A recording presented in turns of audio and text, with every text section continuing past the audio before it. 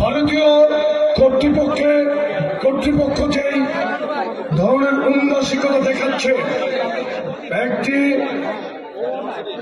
রাষ্ট্রের হাই কমিশনের নিরাপত্তা দেওয়ার দায়িত্ব ওই দেশের ভারতীয় কর্তৃপক্ষ, ভারতীয় রাষ্ট্র সরকার কর্তৃপক্ষ এখানে ব্যর্থ হয়েছে। জেনেভা কনভেনশন অনুযায়ী হাই কমিশনের নিরাপত্তা দেওয়ার দায়িত্ব তাদের, তারা সেই নিরাপত্তা দিতে ব্যর্থ হয়েছে। আমি তীব্রভাবে তাদের এই অবহেলা এবং এই কর্মকাণ্ডের তীব্র নিন্দা জ্ঞাপন করছি।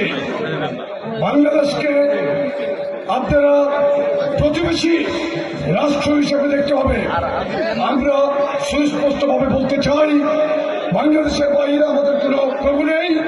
আমরা বন্ধু রাষ্ট্র হিসেবে রাষ্ট্রকে প্রতিবেশীকে চিন্তা করি।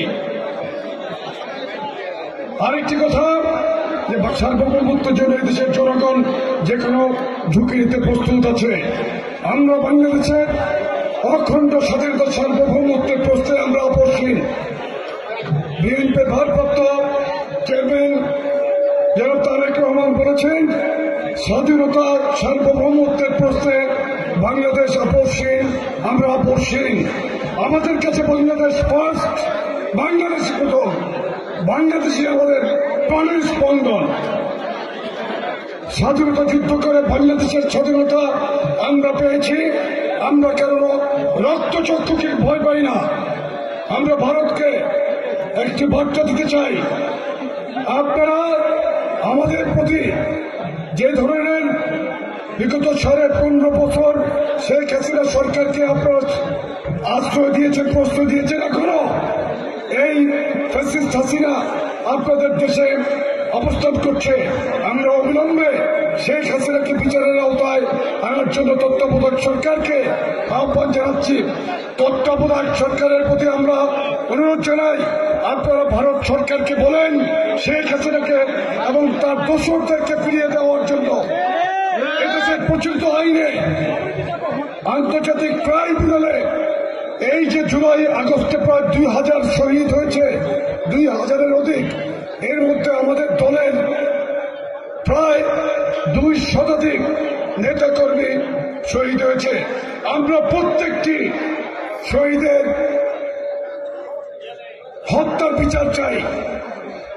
আমরা ভারতে এখন আওয়ামী সন্ত্রাসীদের যারা যারা অবস্থান করছে তাদের প্রত্যেককে বাংলাদেশে ফিরিয়ে আনতে হবে। আমাদেরকে ইস্পাত কঠিন ঐক্যের মাধ্যমে বাংলাদেশের স্বাধীনতার প্রতি যে শকুন দৃষ্টি দিয়েছে সেটাকে প্রতিহত করতে হবে। আমি ইনশাল্লাহ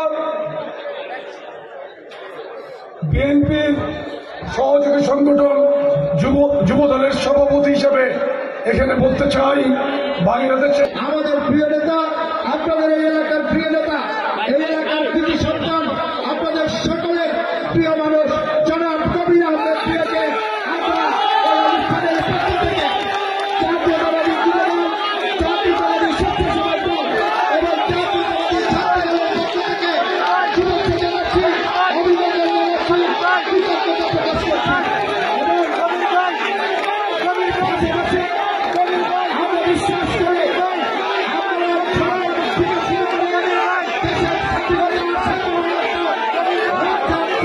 আপনারা